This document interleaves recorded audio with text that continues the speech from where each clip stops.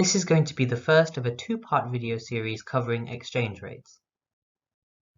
In this video, we're going to be looking at how exchange rates are determined. So to start off with, let's go into what an exchange rate actually is. So different countries have different currencies. The US has the US dollar, the UK has the pound, the Eurozone is a collection of countries that adopt the euro, and Switzerland has the franc. Now looking to international trade, in other words trade between countries, we have a problem. And this is because producers are only going to really accept the currency of the country they live in. And we can see why. If a producer is located in the US, then in order to pay for the inputs that go into that business, the office materials, the workers, the raw materials, payments for all of those goods and services that go into the business will have to be paid in US dollars. And therefore, it only really makes sense for producers to accept US dollars when they end up selling those goods and services. So we've concluded that producers are only likely to accept the currency of the country they live in. But here's where the problem lies. International trade by nature is international. You have consumers in different countries. And with that means that these consumers live in countries with different currencies than the producer. So where the producer is in the US, you may have consumers in the UK, in Switzerland, in China. And obviously we know that those countries don't use the US dollar as their main currency. They use the pound, they use the franc, they use the yuan. And so in order for these international trades to occur, the buyers, the consumers, must exchange their own currency for a currency the seller or the producer is willing to accept. And therefore, for international trade to occur, there needs to be some exchange of currencies. And therefore, exchanging currencies facilitates international trade. It's what allows international trade to take place. Then the question arises, how much is one currency worth in terms of another? It's not always one-to-one. Some currencies are worth more than others, some currencies are worth less than others. And this is where exchange rates come in. So the definition of an exchange rate is the price of one currency in terms of another. And so we can see from this definition how exchange rates help us with international trade. Exchange rates inform us of how much one currency is worth in terms of another, meaning that these currencies can then be exchanged and therefore international trades can take place. Let's look at an example. So a German firm wants to buy machinery worth £100,000 in the UK. So we've got a producer in the UK and we have a consumer in Germany. In Germany, obviously, they use the euro, and in the UK, they use the pound. And so there's going to be some exchange of currencies in order for this trade to take place. At the time of the exchange rate between the pound and the euro is £1 to €1 10 cents. In other words, the pound is worth more than the euro because each pound is worth €1 10 cents. And so let's go back to the example. The cost of the goods is £100,000. If we just multiply this ratio by 100,000, then £100,000 is going to be equal to 110,000 euros. And so therefore the German firm will have to pay 110,000 euros. This is how much the German firm will have to exchange into pounds in order to buy these goods. So hopefully you now have a better idea of what exchange rates are. Let's now go into how they're determined. What actually determines what the price of one currency is in terms of another. So like with the price of any good or service, exchange rates are determined by market forces. In other words, market forces of supply and demand. Obviously, where we have markets, where we have supply and demand, we have to have a market. And the specific market in which currencies are exchanged is called the Forex market, Forex being short for foreign exchange. So the Forex market is simply a common place where buyers and sellers communicate and exchange currencies. So I want to show you with this diagram that the market for exchange rates is really very similar, if not the same, as markets for other goods or services. So with a usual market, we have, well, what do we have? We have quantity on the x-axis, we have price on the y-axis, we have supply of the good or service, demand for the good or service, and where demand and supply intersect, we have our equilibrium quantity and our equilibrium price. So I want to show you that all these features here are present in exchange rate markets. So let's start off with quantity. So this is the market for US dollars, and so we've got simply here the quantity of US dollars. So that's fine. You can tick that. Now let's look at prices. So on the y-axis we usually have price, and we have the same here. The only difference is the price of a dollar is measured in any currency we like. In this case, we've taken the pound. And so the price of each dollar is denominated in pounds. And because we've got this on our y-axis, we know that the exchange rate is going to be between the pound and the US dollar.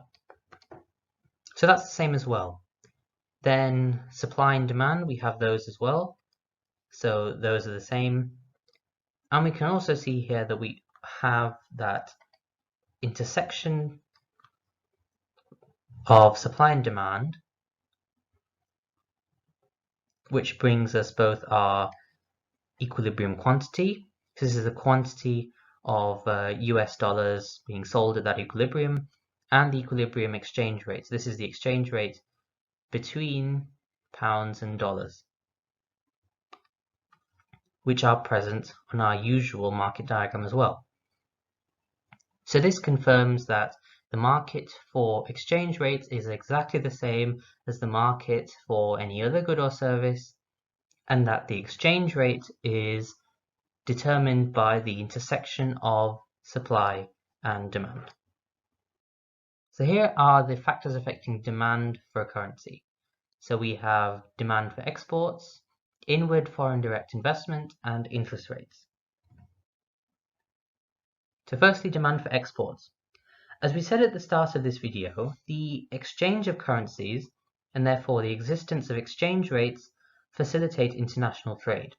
This is because firms that sell goods and services usually expect to be paid in their own currency, and consumers don't necessarily work in those currencies from day to day. And so consumers have to exchange their usual currency that they use to currencies desired by producers. So knowing this, let's consider exports.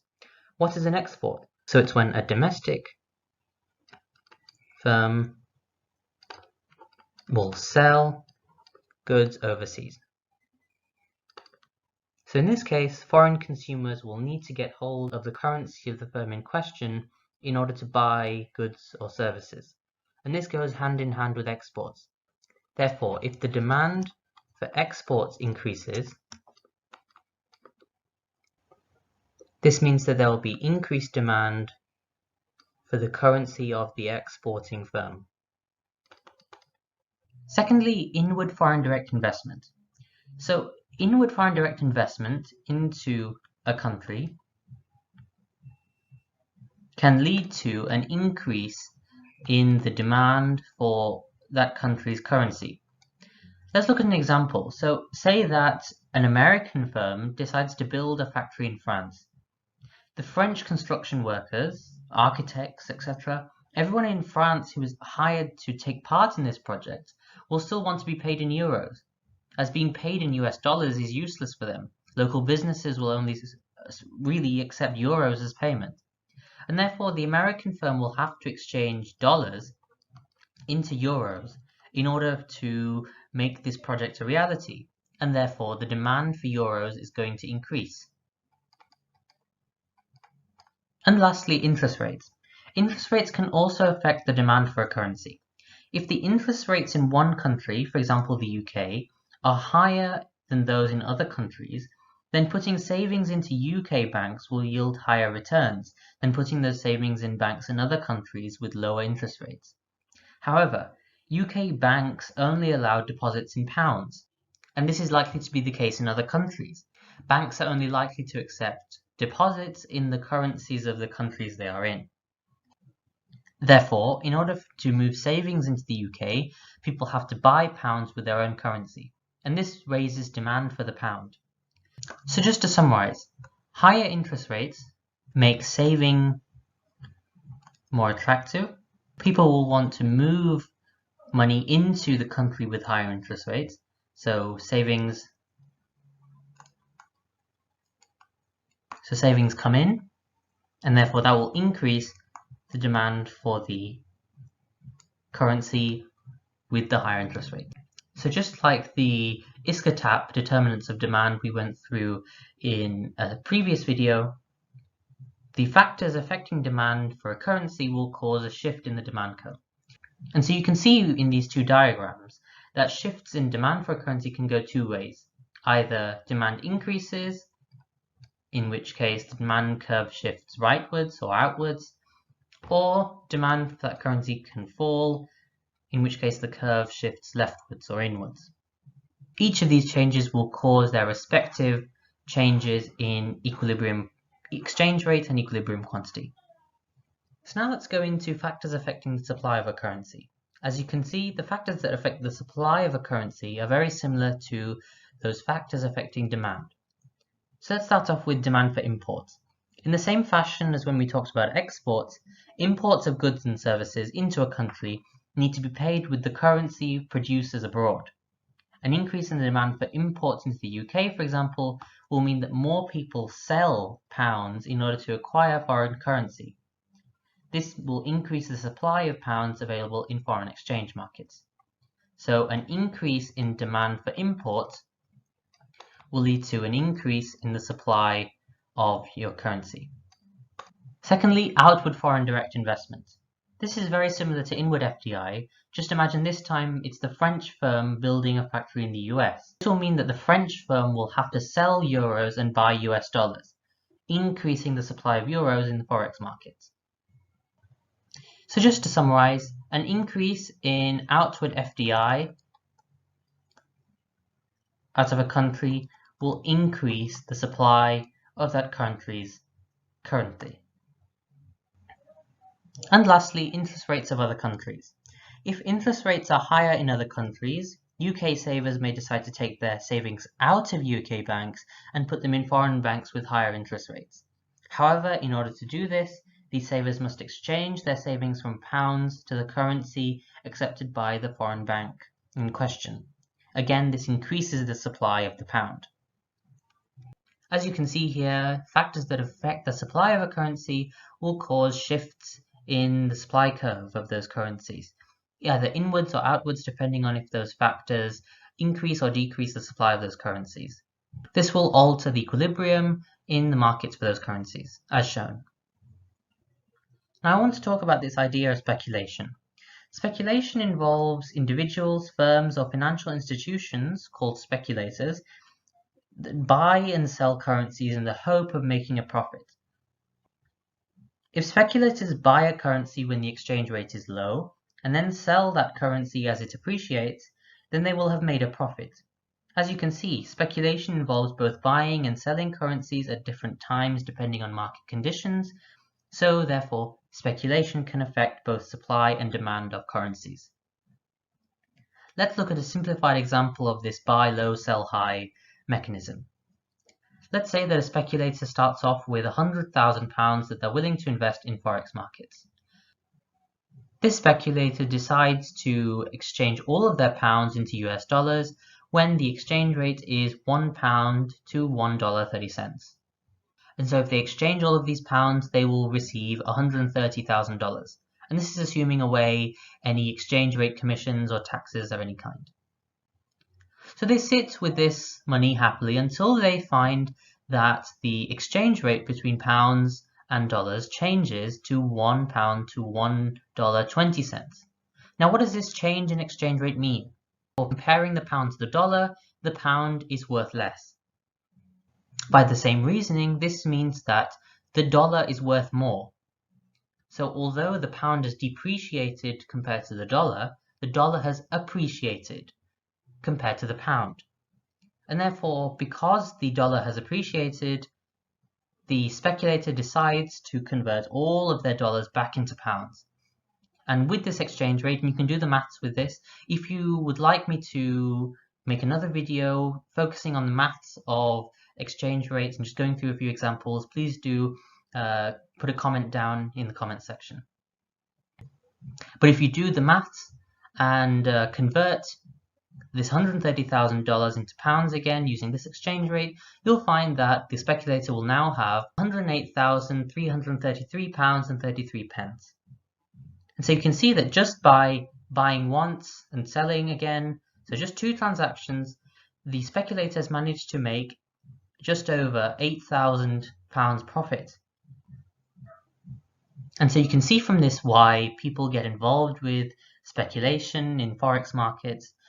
And so this succession of buying and selling as a process of speculation will affect supply and demand of currencies. So just to summarize everything we've been through so far, exchanging currencies is vital because different countries have different currencies.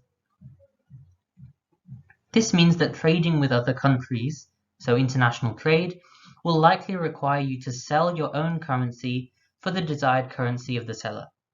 The price of one currency in terms of another is called the exchange rate, and exchange rates are determined by the market forces of supply and demand. Here's a news article relating to the topics covered in this video.